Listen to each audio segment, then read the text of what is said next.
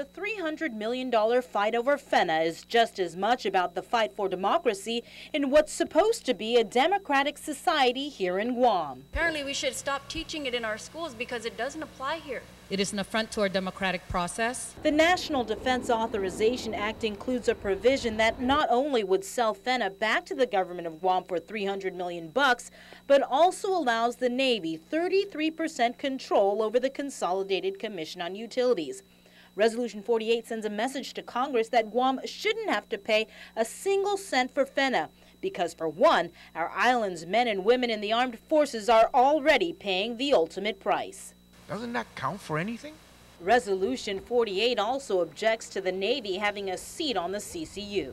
There's no place else in this nation where the United States, the federal government has imposed its will, has imposed itself on a state or local board or commission. What's next? Are we going to have to make room in this legislative hall for their representation in here? What are they going to do if we don't put the Secretary of Defense a 1/3 voting member on the CCU? Have the Air Force and the Navy escort his representative to the CCU and have the military police stand guard? Lawmakers were clearly frustrated with Guam delegate Madeline Berdallo and questioning why she didn't mention the CCU provision to senators last year when the defense bill was passed and signed into law in May. Why didn't she tell us? Senator Frank Bloss Jr. read a response from Berdallo he received earlier this month. While I did not support the 33% voting representation component of the provision, I recognize that this clause can be negated through negotiations or amended if needed. Congresswoman Berdallo, please do your part.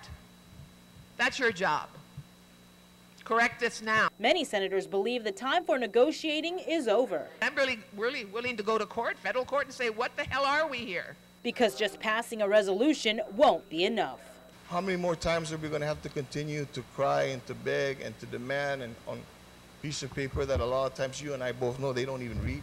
Whether it be in the form of a lawsuit or congressional retraction, Senator Arlene Yamashita said it best. We must be smart, and we must be bold, and we must be dramatic.